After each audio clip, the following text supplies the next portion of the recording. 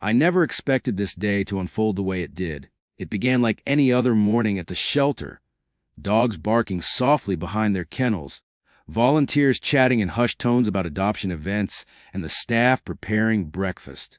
But something set my heart racing as soon as I stepped through the door. A new arrival had just been brought in, and everyone was on edge. They wheeled him in, an elegant wooden bench, a glance of intrigue already painted on my face. But it wasn't the bench that captured our full attention. It was what he was tied to, a suitcase, a dusty, worn suitcase strapped to the bench by fraying rope, with holes gouged into it as though it had carried the weight of a hidden history. The shelter's doors swung open, revealing a dog unlike any I'd ever seen. He was a Staffy mix, lean yet muscular, with soulful dark eyes that reflected a lifetime of pain and resilience. His coat was matted from neglect, but his expression, polite, almost expectant, pierced my heart. The volunteers stared in stunned silence. No one spoke at first. It seemed impossible that anyone would do this, leave an innocent dog tied to furniture, right inside the donation drop-off area. Questions spun in our minds: who did it? Why? And what was inside that suitcase? I approached slowly, as you'd approach someone trapped between fear and hope. The puppy cocked his head to the side, nostrils flaring, tail thumping gently against the wood of the bench. It was as if he was saying hello, inviting us into his life. My heart clenched. I crouched beside him and offered my hand. He leaned forward, sniffed my fingers, and gave them a gentle lick. "Hey there, buddy," I whispered. "I'm here now." We cut the ropes and opened the suitcase. Inside, there were a few old blankets, a small chew toy, and a note. But the surprise came when the puppy lifted one of the blankets with his paw and revealed another puppy, a tiny black lab mix, trembling and curled into a tight ball. They'd been together, two lost souls bound to each other and to that suitcase. Forced into this bizarre tableau, the shelter erupted into coordinated chaos. We separated them gently, placing each in the soft crates with food and fresh water. I carried the Staffy to the play yard and sat in the grass with him. He collapsed beside me, exhausted yet relieved. I stroked his head, marveling at how this creature could exude both wariness and gratitude in equal measure. Over the following days, the story rippled through social media. Left tied to a bench with a suitcase. What this puppy did saved the whole shelter. It was catchy, but it didn't tell the whole story. What really shocked us wasn't just the harrowing setup. It was the puppy's reaction. Curious sponsors came forward, offering to cover medical costs. We discovered that the Staffy, whom I nicknamed Marshall, drop in homage to his dignified air, was about 12 months old. He'd been thin, but not starving. His heart had been broken, though his ribs showed faint scars and his paws bore calluses, signs of life on hard pavement. The tiny lab mix, Bella, was just 8 weeks old, emaciated but snuggled against Marshall like he was her guardian. We started physical care baths to wash away grime, medication for worming and fleas, vitamins. But the emotional healing needed more. We gave Marshall a plush bed and toys, but he seemed fixated on Bella. Whenever she whimpered, he'd stop playing, alight from his bed, and walk over, an almost human act of concern.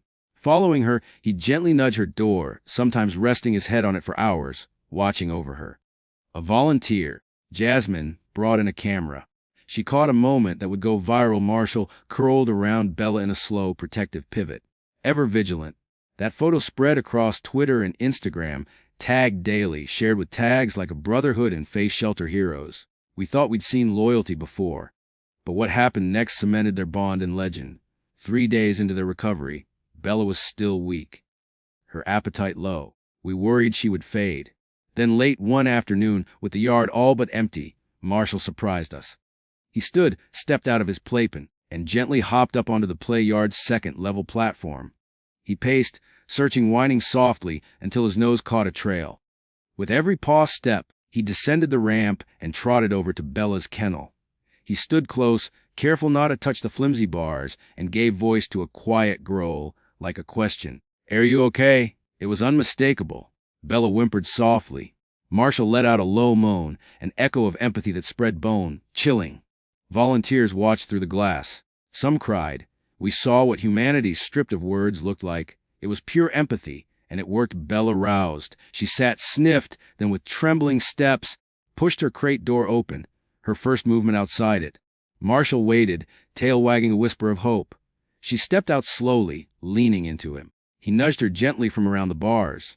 Then, as though breaking an ancient pact, they walked side by side into the play yard, their legs synchronized, paws in perfect time. I watched them until dusk, aglow in the yard's soft light. I saw a friendship that transcended circumstance. It wasn't just a puppy pledging loyalty. It was a dog reminding us of why we try so hard to connect, to save, to love. When they finally slept in the cozy corner, curled side by side, I made a promise under my breath I wouldn't let this end at a shelter story. If it ended here, it would just be another viral feeling. But I wanted legacy. We ran an adoption campaign. Marshall and Bella found together, growing together. We offer them as a pair, waiving fees, offering free training sessions, a starter kit for their forever home. On day 7, we received an application from a gentle woman named Claire. She was looking for a companion for her older dog and said she could never separate siblings or bonded friends. She came in for a meeting. The day Claire visited, Marshall and Bella danced. The entire yard burst into life. Marshall zipped across the grass like he'd forgotten how fast he could move. Bella matched him, chattering in excitement. I'd never seen them so alive. Claire knelt, whispered something gentle, and Bella hopped into her lap. Marshall crouched low, offering a paw. Claire responded by picking him up. Then she turned, smiling wide. "They're both mine," she said. My heart soared. They left that day. I walked them out, waved until their tails disappeared behind the gate. It was quieter afterward, but the shelter lobby held a different energy. People still pointed at photos of Marshall and Bella. Some spoke of doing more, loving more. Donations came in small and large, some out of thanks, others inspired by what two little dogs had shown hope doesn't need speech. Later, as I closed up, I found another note shoved into the bench's old slat. This one simply read, "They belong together. Forgive me." No signature. I touched the paper, thinking, maybe that's enough. Maybe the owner had met hardship and lost hope. But now, Marshall and Bella had found someone who cared. Even if that someone wasn't their past, maybe this was fate's way of repairing. The next morning, I strolled into the yard, half expecting them. But the kennels were empty. Instead of their soft bed, there were 2 new spots with sunflower stickers, one reading, "In memory of Marshall's courage," the other, "In honor of Bella's resilience." I knelt and planted my hand on the ground. "Fly, friends," I whispered. "Love never ends." And as the sun rose, I believed that their story wasn't over. It lived in us all, in every volunteer who heard it, in every heart that beat a little stronger that day. And it reminded us that sometimes the most powerful actions speak without words. A guard's growl, a nudge through crate bars. Because compassion doesn't need a caption.